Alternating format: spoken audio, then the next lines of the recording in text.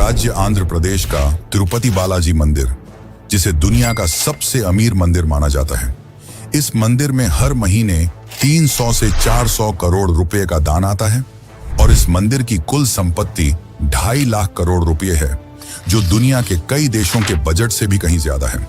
मंदिर के पास 11 टन से अधिक सोना जमा है, जिसमें 1000 किलोग्राम का स्वर्ण मुकुट, 2.5 टन का सोने का कवच और हजारों सोने के आभूषण शामिल हैं।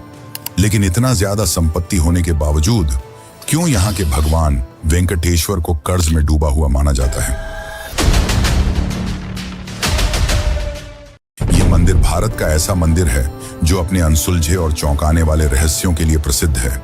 यहाँ ऐसे ऐसे चमत्कार होते हैं जो विज्ञान और मानव सोच से परे हैं। यह मंदिर भगवान विष्णु के एक अवतार वेंकटेश्वर को समर्पित है और कहा जाता है कि यहाँ जो मूर्ति है वह खुद से प्रकट हुई है। इस मूर्ति के रहस्य भी चौंकाने वाले हैं। मंदिर के गर्भगृह में हमेशा पंखा चलता रहता है, जिस कारण यहाँ का तापमान हमेशा 20 डिग्री सेल्सियस ही होता है। इसके बावजूद वेंकटेश्वर भगवान की मूर्ति से हमेशा पसीना बहता रहता है, जिसे पुजारी थोड़ी थोड़ी देर में पोंछते रहते हैं। और साथ ही जब इस मूर्ति को चंदन के लेप से नहलाया जाता है तो इसकी छाती पर माता लक्ष्मी की आकृति दिखती है। तो क्या है इसकी असली सच्चाई? क्यों यह मूर्ति इतनी चमत्कारी है? एक और चौंकाने वाली बात तो यह है कि मूर्ति का पिछला हिस्सा देखने की सख्त मनाही है। माना जाता है कि इसके पीछे से गुप्त सुरंगें हैं। 1937 में एक युवा पुजारी रामानुजाचार्य इस मूर्ति के पीछे गए और वहां उन्होंने जो देखा वह हैरान करने वाला था। आखिर उन्होंने ऐसा क्या देखा? इस मंदिर में मिलने वाले प्रसाद के पीछे भी एक बड़ी और रहस्यमयी कहानी छुपी हुई है। यहाँ हर दिन 3 लाख से 5 लाख लड्डू बनते हैं और सारे लड्डू का स्वाद और वजन एक समान होता है। परंतु उससे भी ज्यादा चौंकाने वाली बात तो यह है कि इस मंदिर में इस्तेमाल होने वाली सारी चीजें एक रहस्यमयी गांव से आती हैं, जो कि इस मंदिर से 23 किलोमीटर दूर है। लेकिन आज तक इस गांव में कोई नहीं जा पाया। आखिर इसके पीछे क्या रहस्य है? इस मंदिर में भगवान वेंकटेश्वर की मूर्ति के सामने एक दीपक 1000 वर्षों से जल रहा है, वह भी बिना तेल और बाती के। आखिर यह कैसे संभव है और किसने इस दीपक को जलाया? आगे जब मैं इस दीपक की सच्चाई बताऊंगा तो आप भी हैरान रह जाएंगे। अगर आप इस मंदिर में जाएंगे तो आपको एक प्रथा देखने को मिलेगी, वह है केश दान करने की।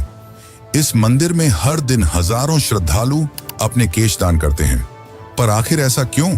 और चौंकाने वाली बात तो यह है कि वेंकटेश्वर भगवान की मूर्ति में लगा हुआ बाल असली है और कई हजार साल पुराना है। यह बाल न तो झड़ता है और न उलझता है। क्या यह विज्ञान है या कोई ऐसा चमत्कार जो हमारी समझ से परे है? अब सबसे मुख्य प्रश्न यह आता है कि मंदिर का निर्माण किसने और कब कराया? यह सबसे ज्यादा कठिन सवाल है जिसने इतिहासकारों को चौंका कर रख दिया है। 1987 में जब ASI यानी कि आर्कियोलॉजिकल सर्वे ऑफ इंडिया के इतिहासकारों ने इस मंदिर की उम्र पता करने के लिए कार्बन डेटिंग की, तो अचानक उनके सारे उपकरणों ने काम करना बंद कर दिया। तो क्या यह मंदिर अपने रहस्यों को सुरक्षित रखने के लिए खुद को बचाता है? इस मंदिर में की गई भविष्यवाणियां भी चौंकाने वाली हैं, जो आज सच हो रही हैं। माना जाता है कि मंदिर की कई ऐसी सच्चाइयां हैं जिन्हें आम लोगों से छिपाया जा रहा है। 2020 में नासा के प्रोजेक्ट गरुड़ के तहत तिरुपति पहाड़ियों का अध्ययन किया गया और इस विश्लेषण में उन्होंने जो पाया उसने नासा के वैज्ञानिकों को भी हैरान कर दिया। लेकिन इस रिपोर्ट को प्रकाशित करने से पहले ही बंद कर दिया गया। आखिर ऐसा क्या था उस रिपोर्ट में साल 2035 को लेकर जिसने सबको चौंका दिया? इस मंदिर के पास 11 टन से अधिक सोना है और वेंकटेश्वर भगवान की मूर्ति को पहनाया गया मुकुट ही 1000 किलोग्राम का है। लेकिन रहस्यमयी है इस मुकुट में लगी कृष्ण मणि, जो कि कोहिनूर से भी कहीं ज्यादा महंगी है। आखिर क्या है इस मणि की सच्चाई? क्या यह वही मणि है जिसका जिक्र विष्णु पुराण में कौस्तुभ मणि के रूप में किया गया है? ऐसे न जाने और भी कितने रहस्य हैं जो आपके कल्पना से कहीं परे हैं। लेकिन आज की इस डॉक्यूमेंट्री में हम आपको उन सारे रहस्यों की सच्चाई बताने वाले हैं जो कि आपको न ही किसी किताब में मिलेगी और न ही इंटरनेट पर। इस डॉक्यूमेंट्री में हम उतरेंगे इतिहास के उन अंधेरे कुओं में जिसका रहस्य आप सबसे छिपाया गया है। लेकिन उससे पहले अगर चैनल पर नए हैं तो वीडियो को लाइक करके चैनल को सब्सक्राइब जरूर कर लें। यह आपके लिए तो फ्री है, पर इससे हमारी काफी मदद हो जाती है। तो चलिए अब चलते हैं तिरुपति बालाजी की रहस्यमयी यात्रा पर। बोलिए जय तिरुपति बालाजी।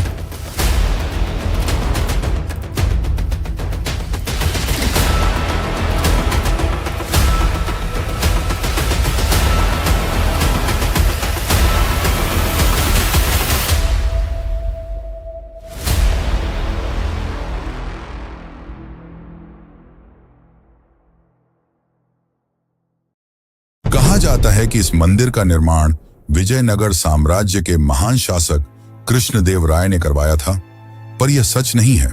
इस मंदिर में वेंकटेश्वर भगवान की मूर्ति कहां से आई और इस मंदिर का निर्माण कब और किसने कराया, यह जानने के लिए हमें एक पौराणिक कथा को समझना होगा। इस कथा के अंत तक आपको मंदिर के रहस्यों की आधी सच्चाई खुद ब खुद समझ आ जाएगी। तो इस कथा को अंत तक जरूर देखें, क्योंकि यह आपको एक रहस्यमयी दुनिया की ओर ले जाने वाली है। पौराणिक कथाओं के अनुसार प्रलय के उस भयावह दौर की बात है जब समस्त पृथ्वी जलमग्न हो गई थी। पौराणिक ग्रंथों में वर्णित है कि पवन देव ने अपने उग्र रूप में इतनी प्रचंड गति से उड़ान भरी कि आकाश के बादल फट पड़े और ऐसा वर्षा का प्रकोप शुरू हुआ जिसने धरती को पूरी तरह जल में डुबो दिया। ऐसे में समस्त सृष्टि को संकट से उबारने के लिए भगवान विष्णु ने आदि वराह का अवतार धारण किया। उस दिव्य वराह ने अपने विशाल दांतों से संपूर्ण पृथ्वी को जल के गर्भ से बाहर निकाला और उसे पुनः स्थापित किया। इसके बाद सृष्टि पर पुनः जीवन का निर्माण करने के लिए ब्रह्मा जी ने विष्णु जी से अनुरोध किया कि वे यहीं रुकें, जिसके बाद विष्णु ने अपने वराह रूप को परिवर्तित कर एक नया दिव्य स्वरूप धारण किया। 4 भुजाओं वाला एक तेजस्वी स्वरूप जो साक्षात भगवान विष्णु का ही रूप था। इस स्वरूप में वे भूदेवी के साथ तिरुमला की पहाड़ियों पर निवास करने लगे। यहां उन्होंने मानव जाति को ध्यान योग और कर्म योग का ज्ञान देना शुरू किया। समय बीतता गया और कलयुग का आगमन हुआ। तब विष्णु इस लोक को छोड़ अपने बैकुंठ धाम वापस लौट गए, जिससे ब्रह्मा जी काफी चिंतित हो गए और उन्होंने नारद से अनुरोध किया कि वे श्री हरि विष्णु को वापस पृथ्वी पर लाएं। इसके बाद नारद जी गंगा किनारे पहुंचे। वहां उन्होंने देखा कि कुछ साधु गण एक गंभीर विषय पर चर्चा कर रहे थे। वे यह निर्णय नहीं कर पा रहे थे कि उनके यज्ञों का फल किस देवता को अर्पित किया जाए। तब नारद मुनि के सुझाव पर महर्षि भृगु ने त्रिदेव की परीक्षा लेने का निश्चय किया। सबसे पहले वे ब्रह्मा के पास गए, पर उस समय ब्रह्मा अपनी सृष्टि के निर्माण कार्य में व्यस्त थे, जिससे महर्षि काफी क्रोधित हुए और वहां से चले गए। जिसके पश्चात महर्षि शिव जी के पास पहुंचे। भगवान शिव ने जैसे ही महर्षि भृगु को देखा, वे प्रसन्न होकर उनका आलिंगन करने के लिए आगे बढ़े, किंतु भृगु ने उनके आलिंगन को स्वीकार करने से इनकार कर दिया और कहा, हे महादेव, आपने सदैव ही धर्म और वेदों की मर्यादाओं का उल्लंघन किया है। आप दुष्ट राक्षसों और असुरों को ऐसे वरदान देते हैं जिससे संपूर्ण सृष्टि को संकटों का सामना करना पड़ता है। इसीलिए मैं आपका आलिंगन स्वीकार नहीं कर सकता। ये सुनकर शिव क्रोधित हो उठे, किंतु माता पार्वती ने उन्हें शांत कर दिया। अंत में महर्षि भृगु बैकुंठ पहुंचे, जहां भगवान विष्णु शयन कर रहे थे और देवी लक्ष्मी उनके चरण दबा रही थी। भृगु ने क्रोध में आकर भगवान विष्णु की छाती पर जोरदार लात मारी, किंतु विष्णु ने शांत भाव से उठकर न केवल महर्षि से क्षमा मांगी, बल्कि उनके चरण दबाने लगे और पूछा, महर्षि, आपके कोमल चरणों को मेरे कठोर हृदय से चोट तो नहीं लगी? भगवान विष्णु की इस अद्भुत विनम्रता और सहनशीलता को देखकर महर्षि भृगु अत्यंत प्रसन्न हुए और उन्होंने घोषणा की कि अब से सभी यज्ञों का फल केवल भगवान विष्णु को ही प्राप्त होगा। इस घटना के बाद श्री हरि विष्णु ने तो भृगु को क्षमा कर दिया, पर इस अपमान से माता लक्ष्मी काफी क्रोधित हो उठी। उन्हें अपने पति का यह अपमान सहन नहीं हुआ और उन्होंने भगवान विष्णु से भृगु ऋषि को श्राप देने के लिए कहा, परंतु विष्णु तो धैर्य और क्षमा के सागर थे, इसलिए उन्होंने ऐसा नहीं किया। इसके परिणाम स्वरूप माता लक्ष्मी ने बैकुंठ लोक का त्याग कर दिया और तपस्या करने धरती लोक पर आ गईं। वे कोल्हापुर नामक स्थान पर ध्यान करने लगी। इस बात से विष्णु जी अत्यंत दुखी हो गए। उन्हें बैकुंठ में सूनापन महसूस होने लगा। इसके पश्चात उन्होंने भी बैकुंठ को छोड़ दिया और धरती पर माता लक्ष्मी की खोज में निकल पड़े। वे घने जंगलों में भटकते, नदियों के तट पर बैठकर रोते, पर्वतों की चोटियों से पुकारते, किंतु लक्ष्मी का कहीं पता नहीं चला। थक हार कर वे वेंकटेश्वर पर्वत में एक वृक्ष के नीचे स्थित विशाल चींटी की बांबी के आश्रय में विश्राम करने लगे। उनकी यह दशा शिव और ब्रह्मा से देखी नहीं गई और उन्होंने उनकी सहायता करने का निश्चय किया। इसके बाद शिव जी और ब्रह्मा जी ने गाय और बछड़े का रूप धारण किया और माता लक्ष्मी के पास पहुंचे। माता लक्ष्मी ने उन दोनों को उस समय के शासक चोल राजा को सौंप दिया। राजा ने उन्हें अपने महल की पशुशाला में रखवा दिया और उनकी जिम्मेदारी एक चरवाहे को सौंप दी। कुछ दिनों तक दूध देने के बाद एक दिन वह गाय अचानक दूध देना बंद कर देती है। इसके बाद एक रहस्यमय घटना घटने लगती है। गाय रोजाना कुछ समय के लिए गायब हो जाती और लौटते समय उसका थन खाली मिलता। चरवाहा हैरान था। एक दिन उसने गाय का पीछा किया तो देखा कि वह तिरुमला की एक पहाड़ी पर स्थित विशाल चींटी की बांबी के पास जाकर अपना संपूर्ण दूध उसके अंदर उड़ेल देती है। जब उसने ध्यान से देखा तो आश्चर्यचकित रह गया। उस बांबी के भीतर स्वयं भगवान विष्णु विराजमान थे, जो उस दूध को पीकर अपनी भूख मिटा रहे थे। क्रोध में आकर चरवाहे ने गाय की ओर कुल्हाड़ी फेंकी। तभी एक चमत्कार हुआ। विष्णु तुरंत प्रकट हो गए और गाय को बचाने के प्रयास में कुल्हाड़ी उनके माथे पर जा लगी। तब श्री हरि विष्णु ने क्रोध में आकर उस चरवाहे को वहीं पर मृत्युदंड दिया। जब यह बात राजा को पता चली तो वे तुरंत वहां पहुंचे। तब विष्णु ने क्रोध में कहा, सेवक के पाप में उसके स्वामी की भी बराबर की हिस्सेदारी होती है। इस कारण मैं तुम्हें श्राप देता हूं कि तुम अपना बचा हुआ जीवन राक्षस की भांति व्यतीत करोगे। इस श्राप को सुनकर राजा अत्यंत भयभीत हो गए और उन्होंने विष्णु जी से क्षमा याचना की। तब विष्णु जी का क्रोध शांत हुआ और उन्होंने राजा को वरदान देते हुए कहा, हे राजन, तुम्हारा अगला जन्म आकाश राजा के रूप में होगा। तुम्हारी एक पुत्री होगी जिसका नाम पद्मावती होगा और उसका विवाह मेरे वेंकटेश्वर स्वरूप से होगा। फिर राजा चोल का आकाश राजा के रूप में पुनर्जन्म हुआ और उनके घर पद्मावती नाम की एक सुंदर कन्या का जन्म हुआ। और उसी वक्त भगवान विष्णु ने भी वकुला नामक साध्वी के घर श्रीनिवास रूप में जन्म लिया, जो कि गरीब परिवार से आते थे। अब धीरे धीरे दोनों की उम्र बढ़ने लगी और देखते ही देखते वे शादी के लायक हो गए। एक दिन पद्मावती अपने कुछ सखियों के साथ वन में घूम रही थी। उसी वक्त अचानक एक गुस्से से तिलमिलाया जंगली हाथी बड़ी ही तेजी से उनकी ओर बढ़ा। वे काफी डर गईं, लेकिन तभी वहां श्रीनिवास आ पहुंचे और उसकी रक्षा की। इससे पद्मावती काफी प्रभावित हुई और दोनों ने एक ही नजर में एक दूसरे को पसंद कर लिया। ये बात पद्मावती ने अपने पिता आकाश राजा को बताई। शुरू में तो उन्होंने साफ मना कर दिया, क्योंकि श्रीनिवास काफी निर्धन परिवार से थे। पर रात में राजा आकाश के सपने में भगवान विष्णु आए और उन्हें अपने वरदान के बारे में बताया, जिसके पश्चात राजा आकाश श्रीनिवास और पद्मावती के विवाह के लिए मान गए। लेकिन जब दोनों का विवाह हुआ तब एक शर्त रखी गई कि वर पक्ष को वधू पक्ष को कुछ धनराशि देनी होगी। परंतु श्रीनिवास तो काफी गरीब परिवार से थे, जिस कारण उन्होंने धन के स्वामी कुबेर से कुछ धन उधार लिया और उन्होंने कुबेर से यह वादा किया कि वह यह धन कलयुग के अंत तक चुका देंगे। और इसी कारण आज भी श्री वेंकटेश्वर को कर्ज में डूबा हुआ माना जाता है और यहाँ आने वाले श्रद्धालु अपनी कमाई का कुछ हिस्सा भगवान को दान करते हैं, ताकि वे उनका कर्ज जल्द से जल्द चुका सकें। आगे इस कथा के अनुसार जब श्रीनिवास और पद्मावती का विवाह हो जाता है, तब इस बात का पता मां लक्ष्मी को चलता है। वह इस बात पर विश्वास नहीं कर पा रही थी कि उनके स्वामी ने किसी और कन्या के साथ विवाह कर लिया है, जिसके पश्चात पद्मावती और माता लक्ष्मी में विवाद हो गया। यह विवाद काफी ज्यादा बढ़ गया, जिसके बाद श्रीनिवास ने अपने आप को मूर्ति में बदल लिया और यही मूर्ति आज तिरुपति बालाजी में श्री वेंकटेश्वर के रूप में पूजी जाती है।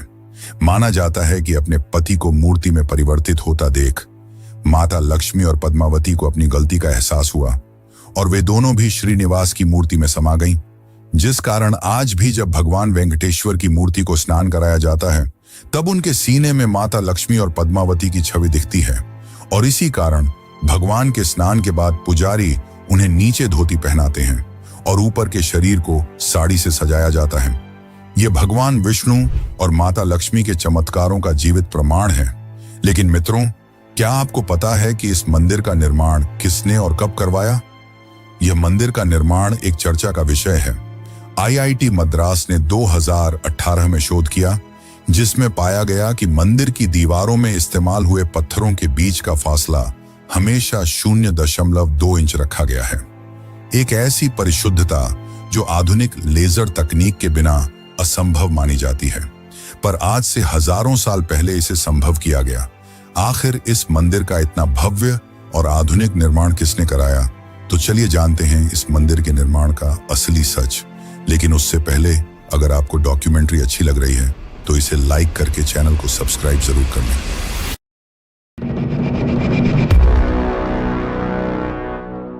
दोस्तों, आपने यह तो जान लिया कि यह मूर्ति यहां कैसे आई। अब हम आपको बताते हैं इस मंदिर के निर्माण की कहानी। तिरुपति के भव्य मंदिर का निर्माण इतिहास कई शताब्दियों के विकास की कहानी कहता है। 9वीं शताब्दी से प्राप्त शिलालेखों के अनुसार इस मंदिर का प्रारंभिक स्वरूप पल्लव राजवंश ने लगभग 825 ईस्वी के आसपास अस्तित्व में आया। हालांकि वर्तमान भव्य संरचना का श्रेय मुख्य रूप से विजयनगर साम्राज्य को जाता है।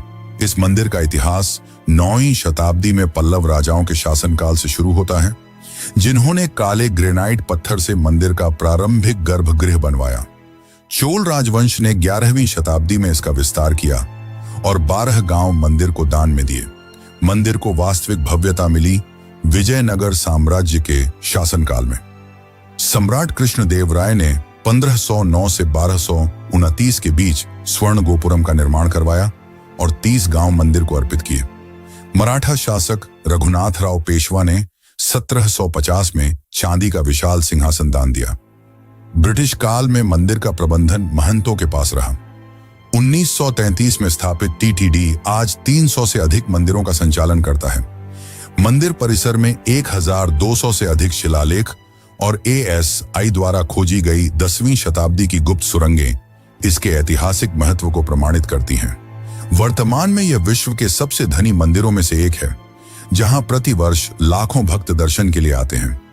ये सारी बातें ये बताती हैं कि इस मंदिर को किसी भगवान या किसी एक राजा ने नहीं बनवाया। इस मंदिर का निर्माण कई सालों में अनगिनत राजाओं द्वारा करवाया गया और इसके निर्माण में कई रहस्य छिपे हैं, जिसमें गुप्त सुरंगों का रहस्य सबसे खास है। माना जाता है कि यहाँ 7 गुप्त सुरंगें हैं, जिसमें से ब्रह्मास्त्र सुरंग, स्वर्ण बंदर मार्ग और काला पानी सुरंग मुख्य हैं। लेकिन इनको जानने से पहले हम मंदिर के खजाने के बारे में जानते हैं। इस मंदिर के पास 2 करोड़ 50 लाख करोड़ की संपत्ति है, जिसमें कई सारी चीजें शामिल हैं और साल भर मंदिर 2000 करोड़ से ज्यादा खर्च करता है। आखिर मंदिर इस पैसे को कहां खर्च करता है और हर साल इतना खर्च करने के बावजूद आखिर मंदिर का पैसा 10 गुना ज्यादा तेजी से कैसे बढ़ता जा रहा है और यह पैसा कहां रखा गया है, इसकी सुरक्षा कौन करता है? तो चलिए जानते हैं इन सभी सवालों के जवाब।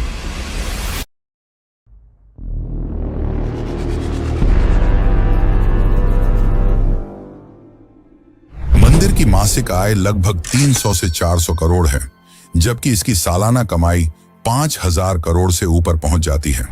इस मंदिर के पास 11 टन से अधिक सोने का खजाना है, जिसमें 1000 किलोग्राम का मुकुट और 2.5 टन सोने का कवच है। साथ ही और भी कई सोने के आभूषण हैं। 2022 में एक भक्त ने 1000 किलो सोना दान किया, जो एक ही दिन में किसी मंदिर को मिला सबसे बड़ा दान बन गया। इस मंदिर के सोने की रखवाली और मैनेजमेंट की जिम्मेदारी टीटीडी यानी कि तिरुमला तिरुपति देवस्थानम के पास है और इस मंदिर के पास सिर्फ सोना ही नहीं बल्कि 43,000 एकड़ जमीन, शेयर मार्केट में 10,000 करोड़ रुपए का निवेश और दुनिया भर में 12 बैंक अकाउंट्स हैं। और इन सारे पैसों को संभालने के लिए टीटीडी ने एक भूमिगत वॉल्ट बनाया है, जिसकी सुरक्षा भारतीय रिजर्व बैंक जितनी सख्त है।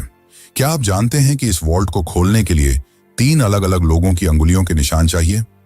लेकिन सबसे बड़ा सवाल यह है कि यह सारा पैसा कहां जाता है। दरअसल मंदिर हर साल 2000 करोड़ रुपए से ज्यादा सामाजिक कल्याण पर खर्च करता है, जिसमें शामिल है अन्नदान, जो कि इस मंदिर का सबसे बड़ा प्रोजेक्ट है। हर दिन 3 से 4 लाख भक्तों को मुफ्त भोजन दिया जाता है। बाकी मंदिर 20 से ज्यादा मेडिकल कॉलेज और हॉस्पिटल्स भी चलाता है, जहां गरीबों का मुफ्त इलाज किया जाता है। 300 से ज्यादा स्कूल और कॉलेज, जहां 50,000 से ज्यादा बच्चों को फ्री शिक्षा प्रदान की जाती है। ऐसे और भी कई कल्याणकारी काम किए जाते हैं। अब सवाल यह है कि इतना खर्च करने के बाद भी मंदिर दिनों दिन इतना ज्यादा अमीर कैसे होता जा रहा है। इसके पीछे की सच्चाई यह है कि मंदिर सिर्फ पैसे खर्च नहीं करता, बल्कि निवेश भी करता है। 12,000 करोड़ से ज्यादा मंदिर ने फिक्स्ड डिपॉजिट में जमा कर रखा है, जहां से सालाना मंदिर को 800 करोड़ रुपए का मुनाफा होता है। और साथ ही 10,000 करोड़ से ज्यादा रुपए शेयर मार्केट में रिलायंस, टाटा और SBI जैसी कंपनियों पर लगाए हैं, जहां से उनको काफी फायदा होता है। ऐसे और भी कई जगह पर निवेश कर रखा है, जिससे मंदिर को काफी ज्यादा फायदा होता है। और साथ ही हर साल श्रद्धालु भी लाखों रुपए दान करते हैं। यहाँ श्रद्धालु केवल धन नहीं, बल्कि बाल का भी दान करते हैं, जो कि एक विचित्र मगर रहस्यमयी परंपरा है। आखिर यहाँ लोग अपने बाल क्यों दान करते हैं? तो चलिए जानते हैं इसकी सच्चाई।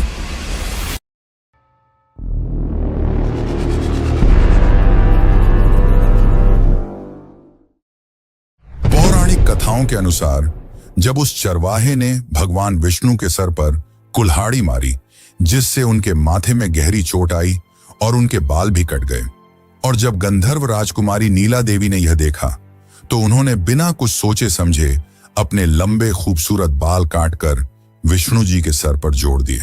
बाल एक स्त्री की बाहरी खूबसूरती का एक अहम हिस्सा होता है, लेकिन नीला देवी ने बिना कुछ सोचे अपने बाल विष्णु जी को दान कर दिए, जिससे विष्णु जी काफी प्रभावित हुए और यह घोषणा की कि जो भी तिरुपति में आकर अपने बाल दान करेगा, उसकी सारी मनोकामनाएं पूर्ण होंगी।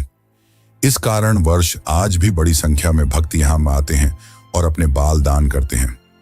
माना जाता है कि यहाँ की वेंकटेश्वर भगवान की मूर्ति में जो बाल हैं, वो नीला देवी के ही हैं, जो कि हजारों सालों से जिंदा हैं। ये ना तो झड़ते हैं और न ही उलझते हैं। जब भक्त मंदिर में केश दान करते हैं, तो यहाँ के कर्मचारी उन बालों को इकट्ठा करते हैं, फिर उन्हें धोकर और साफ करके हेयर विग्स और हेयर एक्सटेंशन बनाए जाते हैं और बाद में इन्हें बेच दिया जाता है। इन बालों को विदेशों में बेचकर मंदिर महीने के लगभग 20 लाख रुपए कमाता है, क्योंकि माना जाता है कि विदेशों में भारतीय बालों की काफी ज्यादा डिमांड है। अब हम जानने वाले हैं वो रहस्य जो विज्ञान और आपकी सोच से परे है, मूर्ति के पीछे का रहस्य। आखिर क्या है इसके पीछे, और क्या है गुप्त सुरंगों का रहस्य? तो चलिए जानते हैं। और अगर यहां तक देख ही चुके हो तो कमेंट में बालाजी महाराज की जय जरूर लिखें।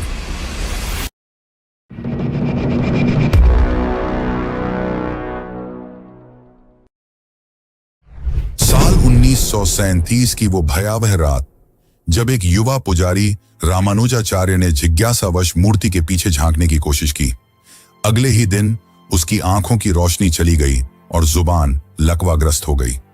आज भी मंदिर के रिकॉर्ड्स में यह घटना दिव्य शाप के रूप में दर्ज है। क्या यह सच में कोई अलौकिक घटना थी, या फिर मूर्ति के पीछे छुपा है कोई ऐसा रहस्य जिसे मानव आंखें नहीं देख सकती? इसे लेकर वाल्मीकि रामायण में एक चौंकाने वाला तथ्य मिलता है, जिसके अनुसार मूर्ति का पिछला हिस्सा ब्रह्मांडीय ऊर्जा का केंद्र है। इसे वैकुंठ का द्वार कहा गया है, जहां से आध्यात्मिक और भौतिक संसार जुड़ते हैं। मंदिर के वरिष्ठ पुजारी श्रीनिवासाचार्य ने 2018 में एक इंटरव्यू में बताया, रात के समय जब मैं अकेले गर्भगृह में होता हूं, तो मूर्ति के पीछे से किसी के सांस लेने की आवाज सुनाई देती है, जैसे कोई जीवित हो। इसके साथ ही 2005 में एक पुजारी ने दावा किया कि उसने मूर्ति के पीछे एक नीली रोशनी देखी। और फिर 2011 में इंफ्रारेड कैमरा लगाने की कोशिश की गई, लेकिन वो अचानक फेल हो गया।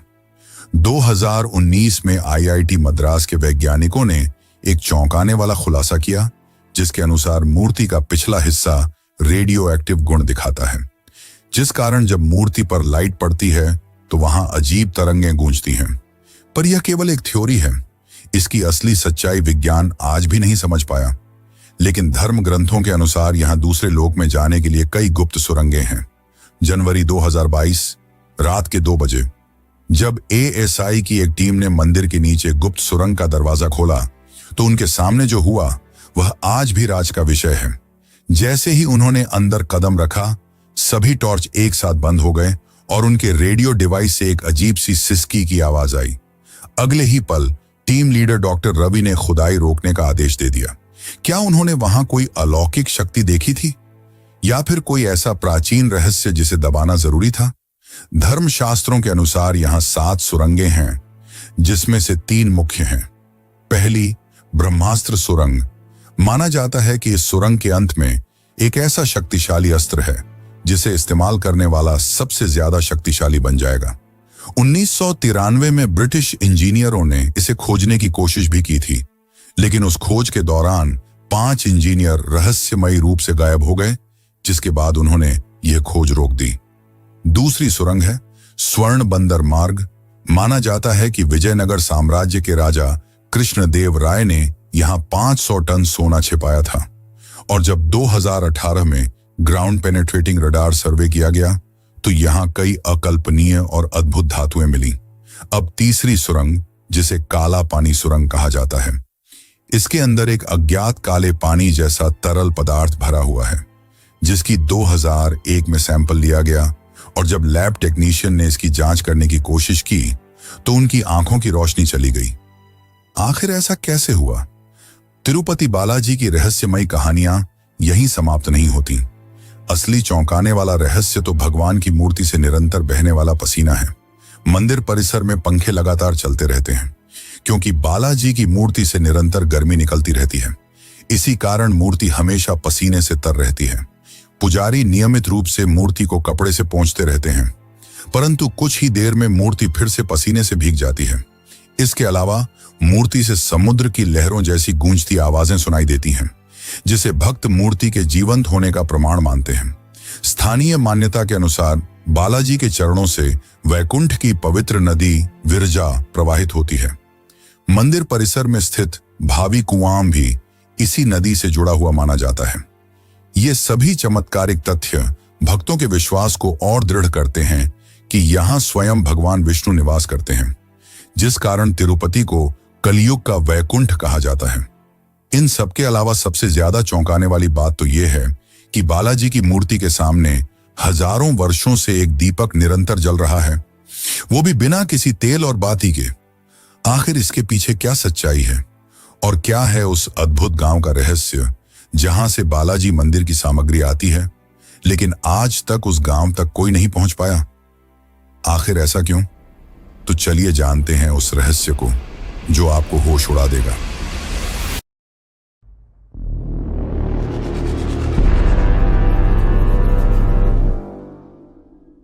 1000 साल से जल रही वो लौ जिसने वैज्ञानिकों को हैरान कर दिया है। आज से 1000 वर्ष पूर्व जब राजा कृष्णदेव राय ने पहली बार इस दीपक को जलवाया था, तब से आज तक यह एक पल के लिए भी नहीं बुझा। यह कोई मिथक नहीं, बल्कि टीटीडी के ऐतिहासिक रिकॉर्ड्स में दर्ज सच्चाई है। लेकिन सबसे चौंकाने वाला सवाल यह है, आखिर यह दीपक बिना तेल और बाती के कैसे जलता है? 2017 में डीआरडीओ की एक टीम ने इसकी रिसर्च की तो पाया कि यह दीपक एक अमृत तुल्य नामक तेल से जलता है, जो हिमालय की जड़ी बूटी से बनाया जाता है, और इसकी बाती देवदार वृक्ष की छाल से बनी है, जो हजारों वर्षों तक नहीं जलती बल्कि धीरे धीरे रूपांतरित होती है।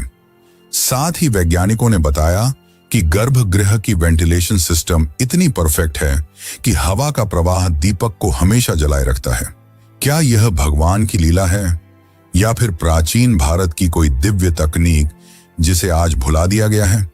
कहा जाता है कि इस मंदिर में चढ़ने वाली हर एक चीज, चाहे वह दूध हो, फूल हो या कुछ और, वह मंदिर से 23 किलोमीटर दूर स्थित एक गांव से आती है।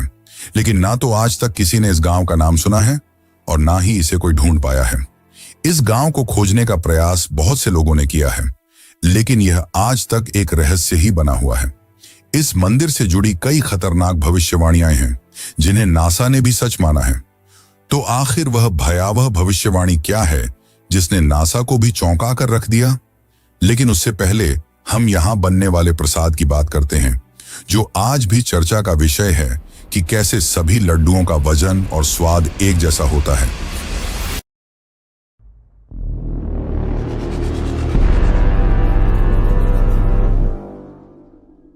तिरुपति मंदिर मंदिर में प्रसिद्ध लड्डू प्रसाद की कहानी बहुत ही अद्भुत है। कहते हैं कि जब तिरुपति बालाजी मंदिर में भगवान वेंकटेश्वर की मूर्ति स्थापित की जा रही थी, तो पुजारियों को समझ नहीं आ रहा था कि प्रभु को भोग में क्या अर्पित करें। उसी समय एक बूढ़ी मां लड्डू का थाल लेकर आई और कहा कि यह लड्डू की थाली प्रथम नैवेद्य के रूप में स्वीकार करें। पुजारियों ने वह लड्डू प्रभु को अर्पित किए और फिर प्रसाद के रूप में ग्रहण किए। लड्डू का स्वाद इतना अद्भुत था कि पुजारी भी हैरान रह गए। तब उन्होंने उस बूढ़ी मां से लड्डू बनाने का तरीका पूछा। बूढ़ी मां ने लड्डू बनाने का तरीका बताया और कुछ ही पलों में वहां से अंतर्ध्यान हो गई। इस घटना के बाद माना गया कि खुद देवी लक्ष्मी ने प्रसाद का संकेत देने के लिए सहायता की थी। तब से यह लड्डू तिरुपति बालाजी में बनाए जाने लगे। यह तो हो गई प्रसाद की बात। अब करते हैं उस भविष्यवाणी की बात जिसने नासा को भी चौंका दिया। भविष्य पुराण के अनुसार जब कलयुग अपने चरम पर होगा, तब तिरुपति की पहाड़ियों से एक विचित्र प्रकाश निकलेगा और भगवान वेंकटेश्वर की मूर्ति अपना रूप बदल लेगी। 2018 की नासा की गोपनीय रिपोर्ट में पाया गया कि तिरुपति पर्वत के नीचे एक अज्ञात ऊर्जा स्रोत सक्रिय हो रहा है, जो हर साल 0.3% की दर से बढ़ रहा है। वैज्ञानिकों का मानना है कि यदि यही गति बनी रही तो सन 2035 तक यहां से एक विशाल चुंबकीय तूफान उठ सकता है, जो कि काफी खतरनाक और भयावह होगा। 2020 में नासा के प्रोजेक्ट गरुड़ के तहत तिरुपति पहाड़ियों का अध्ययन किया गया, जिसके लीक हुए दस्तावेजों के अनुसार यहां की चट्टानों में एक अज्ञात धातु मिली, जो अंतरिक्ष में पाए जाने वाले उल्कापिंडों जैसी है। भूकंप मापी यंत्रों ने प्रतिदिन 3 बार एक अजीब सी ध्वनि दर्ज की, जो ओम की ध्वनि से मिलती जुलती है। और सबसे चौंकाने वाली बात तो यह है कि पर्वत के नीचे एक विशाल गुफा है, जिसमें कोई जीवित ऊर्जा स्रोत स्पंदित हो रहा है। क्या यह कलयुग के अंत की ओर इशारा कर रहा है?